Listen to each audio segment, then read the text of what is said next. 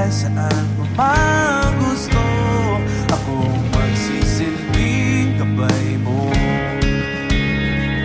Ibigit ang iyong mga mata. Ang nagustuhan ko sa ugali niya ay yun nga, sa pagiging makulit niya, meron naman yung in a positive way eh. So, isa yun sa mga, kumbaga, kung bakit ako na-attract sa kanya, yung pagiging makulit niya. Kasi sense of humor talaga yung nagdadala sa kanya eh. Siya yung tao na kahit saan mo dalhin, kahit sino kaharap niya, kaya niyang pakisamahan, kaya niyang gawing kaibigan agad.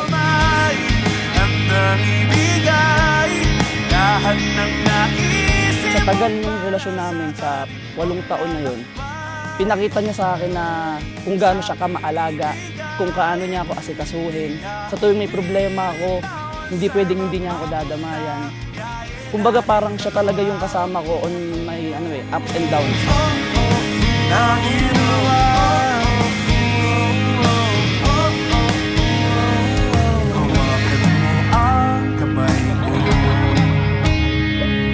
Ako ang iyong maluti sa lahat ng kasakitan mo. Ako magsisilbing gabay mo.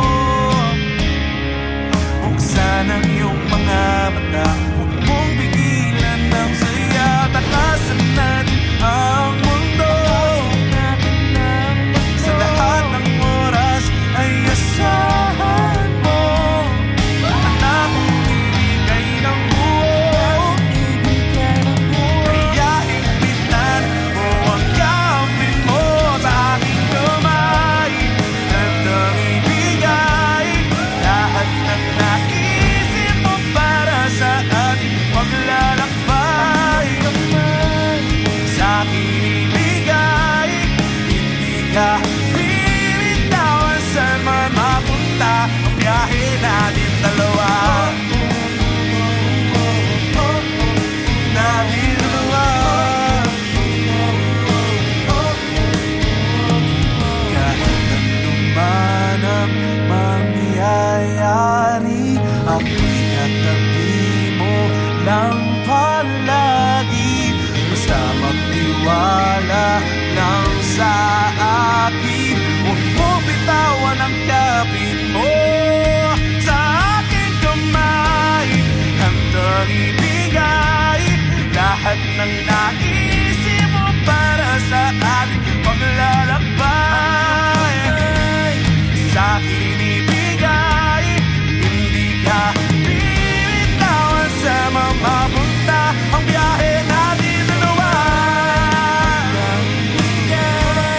Lahat ng naisip mo para sa ating paglalakbay. Sa akin ibigay, hindi ka bibitawan sa mapunta ang biyahe natin dalawa.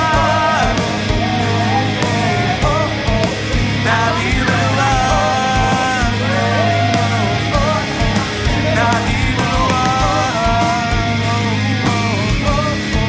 Natin dalawa.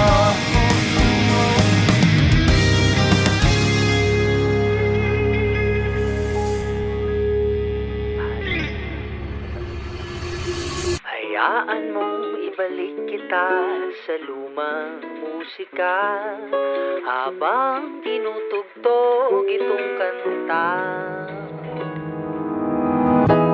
Ngayon, sobrang saya. Sobrang saya kasi sa tagal ng relasyon namin, andito na kami sa panibagong chapter ng relasyon namin. Which is yung sabi nga namin, parang settlement stage na namin dalawa. Sana pagsibol ng pag-ibig nating dalawa.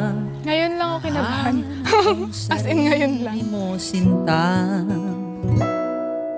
matagpuan ang kulay na Magka-dorm kaming dalawa. 4th year college ako noon, nung nagkakilala kami. Actually, nung nakita ko siya na parang, gusto ko siya, nagagandahan ako sa kanya. Walang ganon kasi parang typical na magka-dorm lang kami. Pero sa araw-araw na dumaraan na palagi kami magkakausap, nagkakasama, nagkakaharutan, sa hindi ko namamalayan, parang unti-unti na ako nade-develop sa kanya kasi andun na nga tayo sa punto na parang masaya na ako pag nakikita ko siya. pahinga at hindi ang pagbitaw aking sinta. Maramdaman nanliligaw na pala siya. Hindi ko pa alam. Kasi ako po yung type ng tao na not unless sinabi mo sa akin na liligawan kita, noon ko i-consider na nililigawan na niya ako.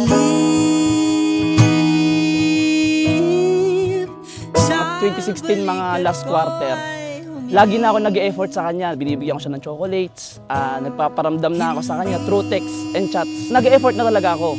Pero kasi, wala pa siyang assurance kasi hindi ko pa sinasabi yung salitang gusto kitang ligawan or gusto kita.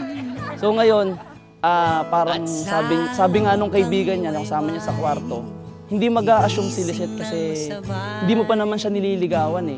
February 3 yun eh. Mag-celebrate kami ng birthday ni mother ko. Bago ako umuwi ng San Miguel, kinausap ko siya ng masinsinan na kaming dalawa lang. Sabi ko, Lisette, gusto kitang ligawan.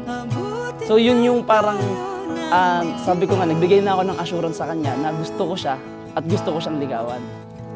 Oh, wag nang itanggi, payapa ka. Love, first, happy anniversary. Thank you kasi nandito na tayo sa next chapter ng buhay natin, which is magiging mag-asawa na tayo, lagi na tayong magkakasama.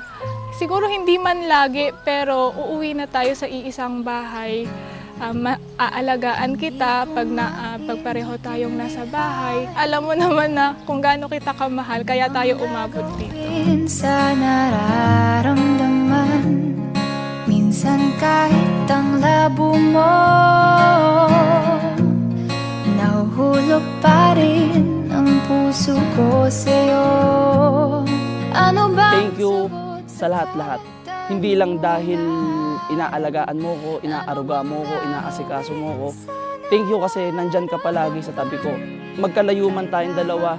Sa trabahong meron ako, sa trabahong meron ka. Kahit wala tayong time minsan sa isa't isa pag oras ng trabaho. Pero alam ko na pagka may sinabi ko sa'yo, kahit chat lang or text, alam kong nandyan ka, alam kong dinadamayan mo ko. Alam mo yan, madaming nangyari din sa buhay ko na medyo breakdowns nga, mga ano. Pero alam kong nandyan ka pa din. Pag umiiyak ako, umiiyak ka din. Salamat kasi nananatili tayong matatag, matibay, at mas pinatitibay pa ng dumadaang panahon. Kaya yun lang, salamat kasi hinayaan mo ko na ako yung makasama mo panghabang buhay. At nagpapasalamat din ako kasi si Rusty yung nakilala mo. Pero si Rusty din yung minamahal mo hanggang huli, hanggang ngayon at sa mga darating pang panahon. Kaya salamat. Mahal na mahal kita. Kahit na magtago, hindi tatakbo, pagkat alam kong hahanapin ka ng puso ko.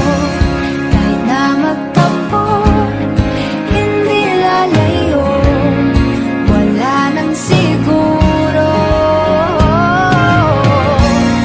Siguro hindi lahat naniniwala, pero sigurado tayo sa ating dalawa.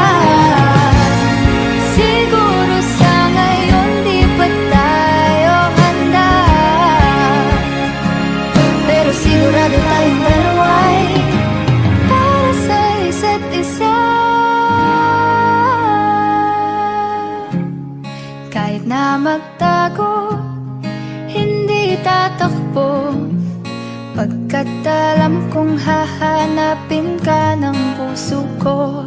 Kahit na magtampo, hindi lalayo, wala nang siguro.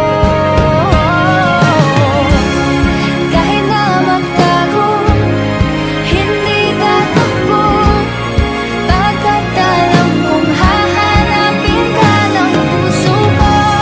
Kahit na magtampo, hindi lalayo, wala nang siguro, sigurado ako.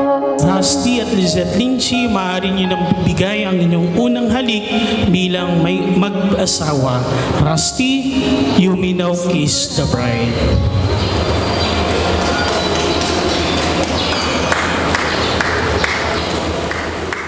Palakpakan po natin ang mga bagong kasal. Sigurado ako